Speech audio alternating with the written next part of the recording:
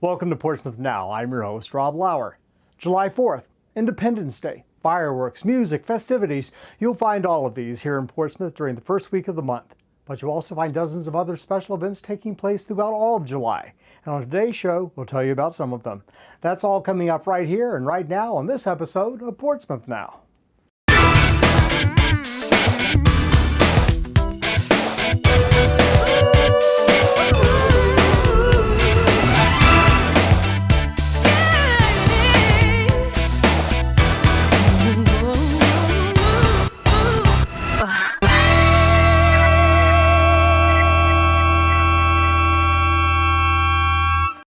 Welcome to Portsmouth Now, and I'll look at events taking place throughout the month of July 2014.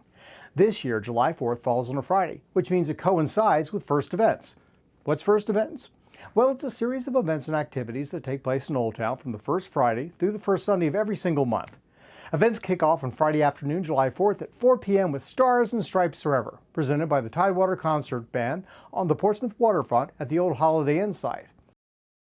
At 5 p.m., first weekend events begin at the Portsmouth Art and Cultural Center, the old 1846 courthouse on the corner of Court Street and High Street. Here you're invited to attend a concert in the courtyard, a live music series that is completely free to the public. From 5 p.m. to 8 p.m., there's free food and drink, space to kick back and socialize, as well as the entertainment from some of the best musical artists in Hampton Roads. On Friday, July 4th, musician Brian Sewell will be performing. The entire evening is completely free to the public, as is admission to the Portsmouth Art and Cultural Center itself. The center's Changing Appalachia exhibit is still on display, and if you haven't seen it, you're bound to be impressed by the wide variety of Appalachian arts and crafts to be seen there.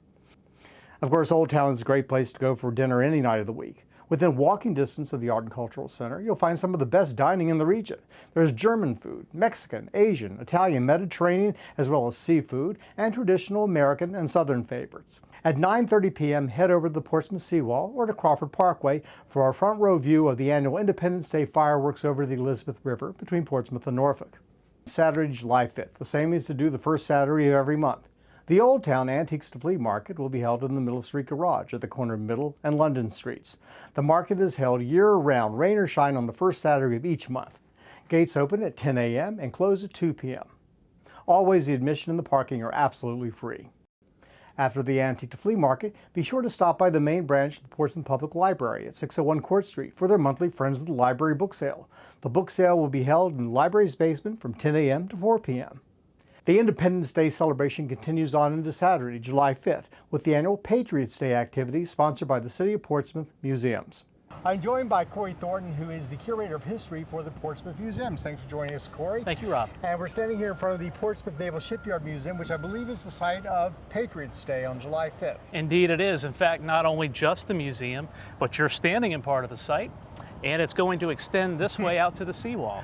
And Patriots Day is all about, inviting visitors, friends, family, everybody, children, everybody's invited to come out. It's a free event, so you really kind of step back in time to the colonial period on the eve of Revolution and get a sense of what it was like to kind of, exist in a colonial village. And very patriotic themed activities, themes happening as far as how Portsmouth was involved in the Revolution and the colonial period. So it really is, it's a fun time for everybody. So I know we have like historical reenactors and costumes, things like that? Absolutely, from colonial through, and this year, I'll add, that what we're trying to do, because we have a lightship, by the way, that participates. A block away? Right not behind... quite around in the colonial period or Revolutionary period.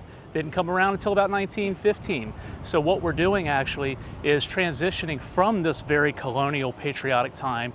As you go down Water Street, music will invite you to go down toward the ship, and you'll literally transition from the colonial period through World War II. That's great. Yes, because our lightship was on station during World War II. Okay, and so what types of things are down at the lightship Portsmouth? Well, what we have is we have guided tours happening that day. We have some sailors in costume, but also we have music happening from the period, very World War II type of music happening like outside. Band music, that sort of thing? Only it might be primarily a cappella, but you will definitely get that sense of things.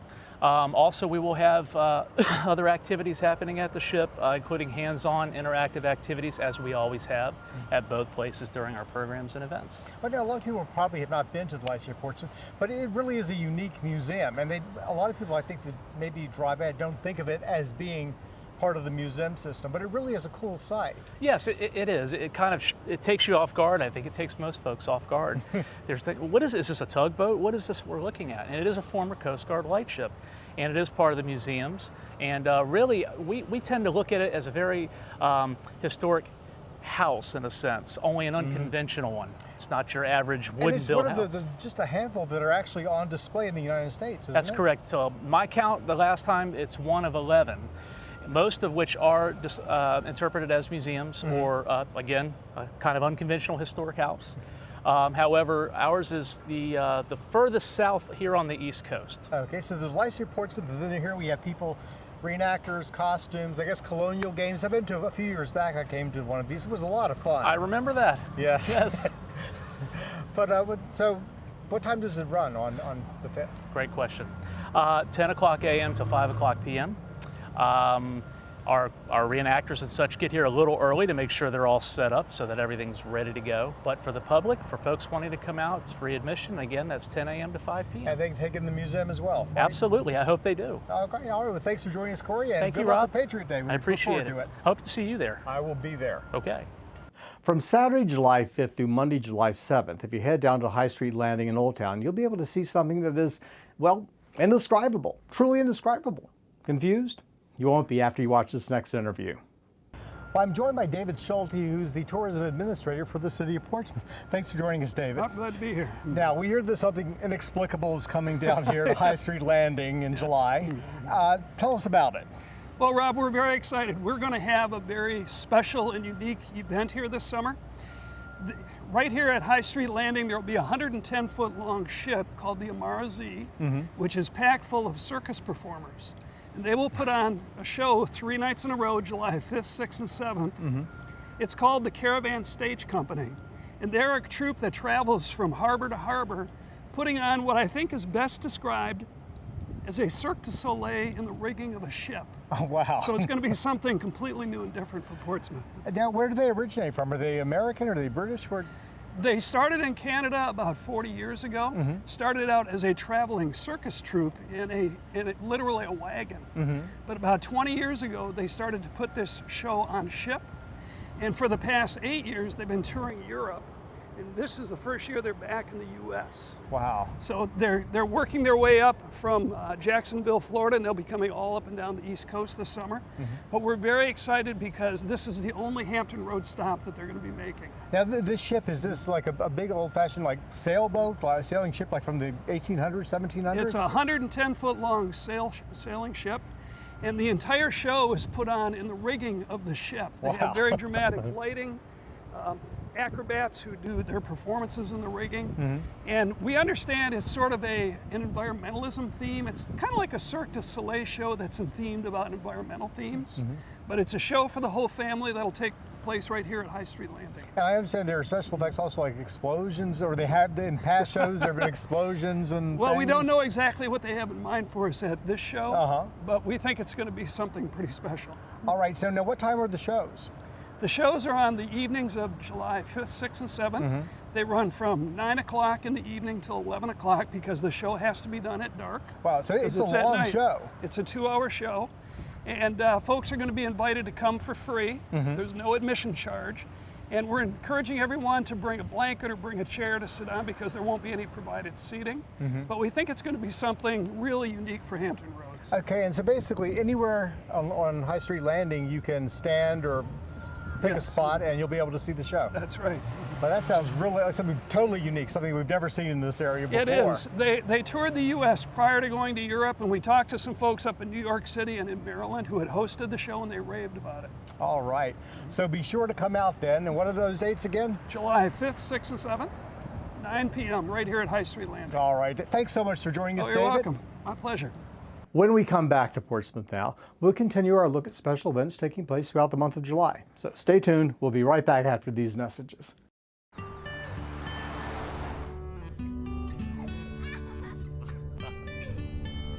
They say that when you're facing extreme danger, your life flashes before you.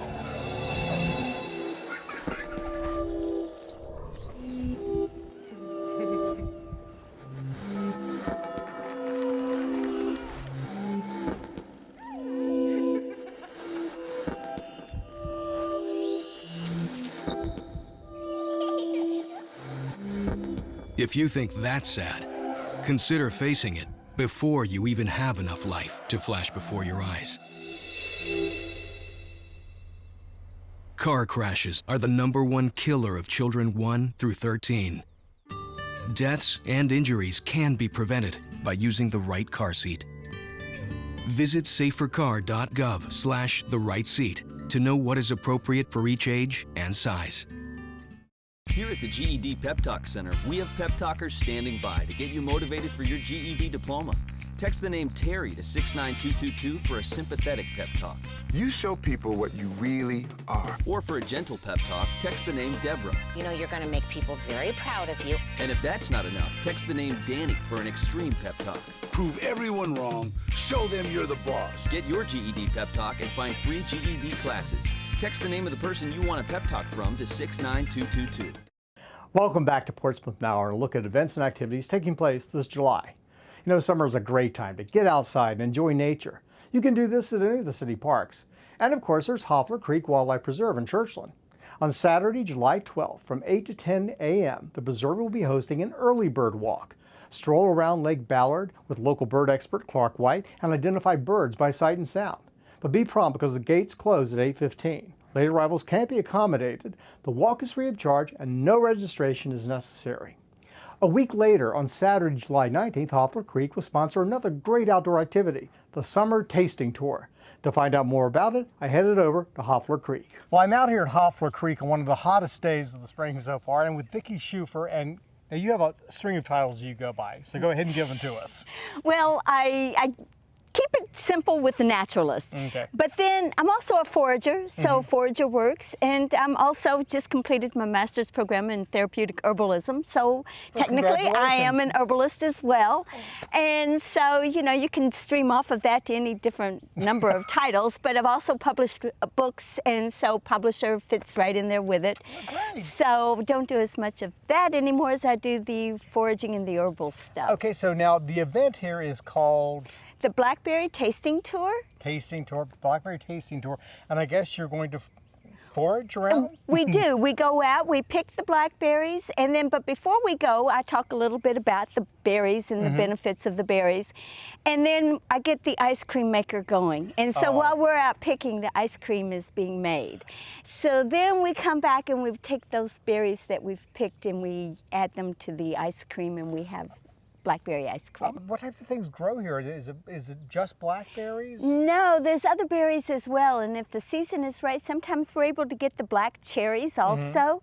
And so the black cherries, it's like you get your sweets at the time of the year when it's the hottest and the driest. And it is, well, I don't know how And dry it's hot. starting to get there. We've got, some of the berries are starting to ripen now. And so when it's the hottest and driest, you get your sweetest, juiciest fruits. So there are the cherries, the blackberries, and then there's dewberries, which are a type of a blackberry, and in some areas you get raspberries. And then there's also mulberries. We're starting to get those. They will continue on a little bit into that season. And then elderberries. So there's a range of different berries that ripen during those summer months that are available during those hot, dry days. Well, here at Hoffler Creek, I mean, do you have a lot of these berries growing here at Hoffler Creek? The cherries are, there's cherries and mulberries.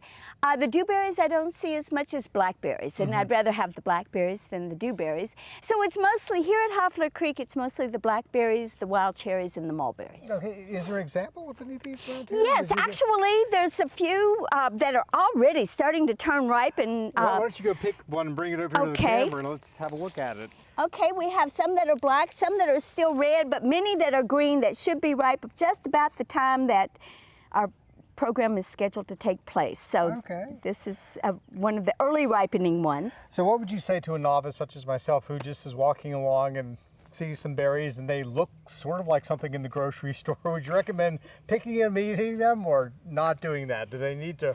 There's not too many things you can confuse with the blackberry. If it's growing on a bramble with sharp pointed thorns and it pricks at you when you try to pick it, you've got an edible fruit. If it's got little tiny seeds that look like a blackberry, if it's not a blackberry, it's either one of the raspberries or dewberries, but there's nothing else to confuse with it except a mulberry, and it grows on a tree and has no thorns, and it too is edible.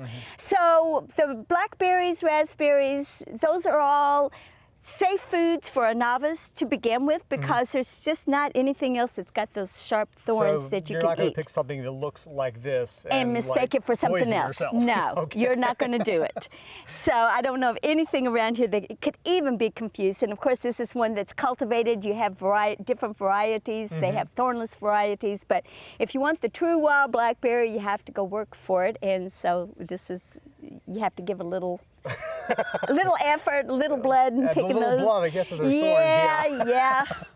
Yeah. So you'll be here that day, and I will be leading the group. tours. Yes. Okay, well, that sounds like a lot of fun. Something really unique. I mean, really sort of like, buffet dining out in And the I'm wild. always surprised at how many people have never eaten a wild blackberry. And so it's like just one of those common fruits that... Well, I had when I was working up in Maine decades ago, but I didn't realize that they were all that. I didn't know that they grew here in Hampton Roads. They do. A lot of places, they cut them out because they sort of, they're not pleasant to walk through. And so if they're mowing, they get in the way of the mower, so you don't want to make it look manicured. So it's hard to find those wild areas where blackberries are allowed to grow. So you give them space, and they can be invasive. They will spread, and they spread their roots underground, and so they will just, pop up a lot of times at places where you don't want them. So they get mowed down a lot. But here at Hoffler Creek, they, I guess, encourage them to grow. They do, especially for the blackberry tour. It wouldn't be fun to have a blackberry tour and no blackberries. It sounds like a lot of fun. So it is. Be sure to come out to Hoffler Creek and check it out. Thanks for joining us. Tell us all You're about welcome. Okay, thank you. NFC, AFC, offensive linemen, defensive tackles, quarterbacks, and cornerbacks are all working with United Way for a million little reasons. The kids of our communities, to ensure their academic success all the way to graduation day. You see, it takes about 12 years to create a graduate, but it takes the same time to create a dropout. And the difference between a kid becoming one or the other could be a professional athlete, or it could be you. Studies showed the earlier we get to kids, the better their chances. So become a United Way volunteer reader, tutor, or mentor, and make a difference in the life of a child, for the life of that child. Give. Advocate. Volunteer. Live united. Join your favorite NFL players. Take the pledge. Go to unitedway.org.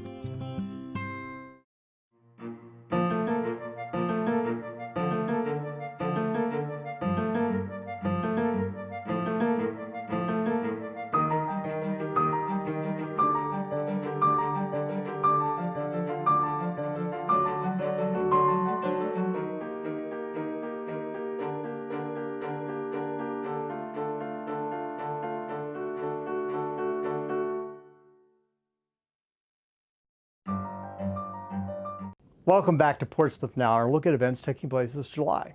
This summer has seen the return of live entertainment to Portside. Until the end of the summer, there will be a wide variety of free outdoor musical concerts offered on the Portside stage. To find out more about the July offerings, I spoke with Laura Baskerville of the Portsmouth Department of Parks, Recreation, and Leisure Services. So Laura, thanks for joining us again. Thank you. So Portside is open for business again. We have shows and entertainment here. Yes. And you're the lady in charge. I'm the lady. Okay. Well, lady, what do we have coming up? We have so much going on. It's unbelievable. The 4th of July, we're going to start with that. That's one of the events that's not going to be here at Portside, but it's going to be right around the corner at the old Holiday Inn site, right on the other side of the garage. And that is going to be music, vendors. We're going to have a really good time. That's going to start at 4 o'clock on the 4th. So barbecue at home that morning and then come on out. Okay. We're going to have a good time. We're going to have the original Rondelles is going to be with us that day. Wow. And then we're going to end that day with the Tidewater Concert Band. And they're going to have the big boom right up until the skies light up with fireworks. That sounds like a lot of fun. So that's going to be a really nice, fun family day for the family to come out and bring your lawn chairs and just have a good time. We'll have food vendors, as I said, and just going to be very nice to be out with the Portsmouth family on the 4th of July. Then we're coming down here to Portside. And that's going to be on the 11th and 12th. We'll be here for 2 days, a Friday and Saturday. Wind down with jazz. So we're going to have the group Raw Jazz is going to be here, and it's just going to be a great day here at Portside. Come on out. We'll have food vendors and just a fun time. Wow. So it's going to be Friday from 6 to 9, and then Saturday we'll be out from 12 to 6. Great. And lots more on June. Actually, every Friday until the end of August, we'll be out here with some type of music. So any Friday that you want to come out is a good day to come out. We'll be here every Friday. Something going on from 6 to 9 with food vendors. So you don't even have to stop and have dinner. Just come on out. On the 18th, we have a jazz saxophonist, Reggie Giz. And then on the 25th, we have Against All Odds. And so it's going to be a great time. And then every third Sunday through the end of August, we're going to have gospel on the water stage. That's great. So that's going to be really nice. That day we're going to have some mimes, some gospel mimes and praise dancers. And it's just going to be a good time to come out. Go to church, go out for lunch, and then come down here for Don't more even music. go for lunch. We're going to have food vendors right here. You That's don't even right. have to stop for lunch. So dinner, have it right here with us on the water stage. All of these events will be on the water stage. You can bring your lawn chairs out and or a pillow to sit on the steps of, by the water stage. But it's just going to be a fun time to be out here under this beautiful sky right here on the water. What better life is there in Portsmouth? That's right. I'm so glad that Portside's come back. You know, back in the 80s, there was stuff going here all the time, and it's great to have it back. And we're back to that again. And as I said, every Friday through the end of August, we'll be out here doing some type of music here at Portside, and we'll always have something for you to eat. You heard it from the Portside lady, Valora. Thanks for joining us. Portside isn't the only place that you'll find live entertainment in Portsmouth this month. The Tidewater Winds concert band will be performing in Portsmouth twice in July. I'm joined by Steve Ambrose and John Brewington from the Tidewater Winds, and they're here to tell us about some concerts that are taking place here in Portsmouth in the month of July. Now, I see you're playing all over Hampton Roads. I have a calendar here, but you're doing a concert here on the 17th. That's Thursday, July 17th at the Edmund Center, and then one on the 31st of July at Willett Hall. Yes. Now, tell me a little bit about these concerts. They're two different concerts completely, aren't they? Absolutely. Yes, They're completely different concerts. The first week we're doing something called Of Silence and Sound, which is a program dedicated to silent film, the silent film era. Okay. It's the 100th anniversary of Charlie Chaplin's very first film.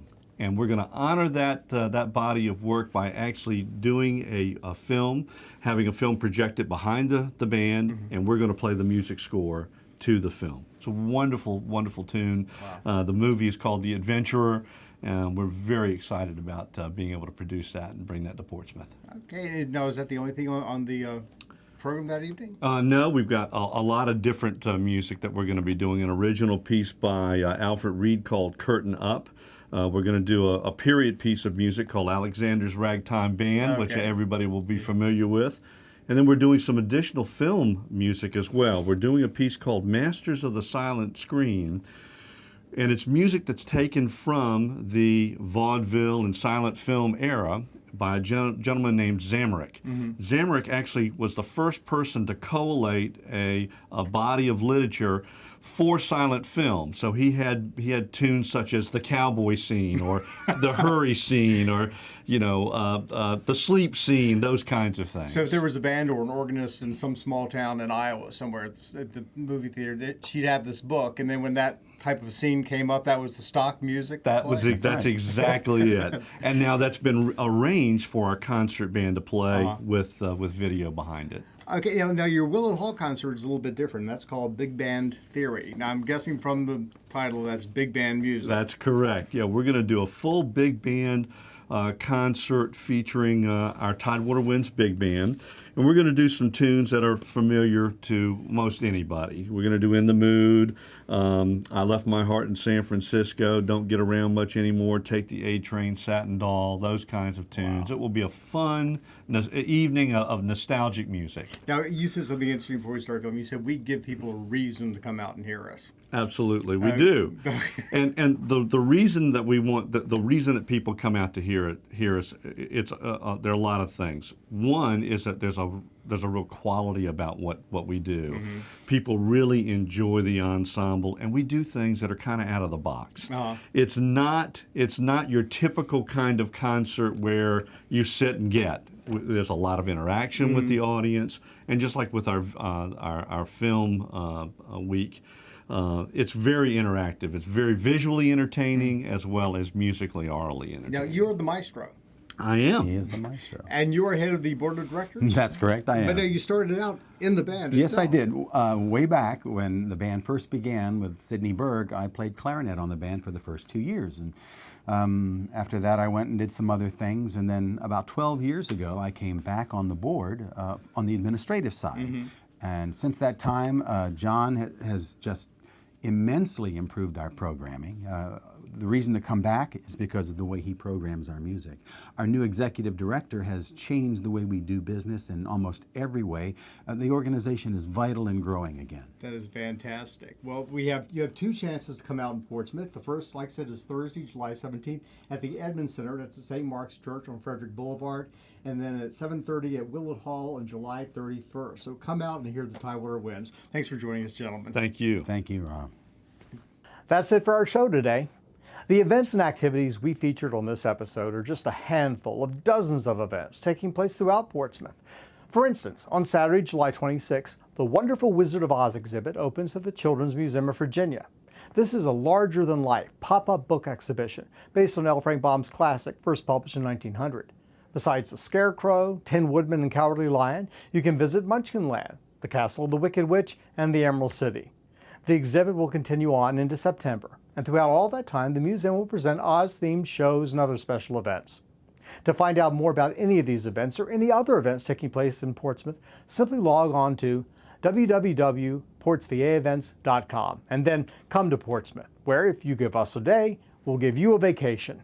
I'm Rob Lauer. Join me next month for another episode of Portsmouth Now.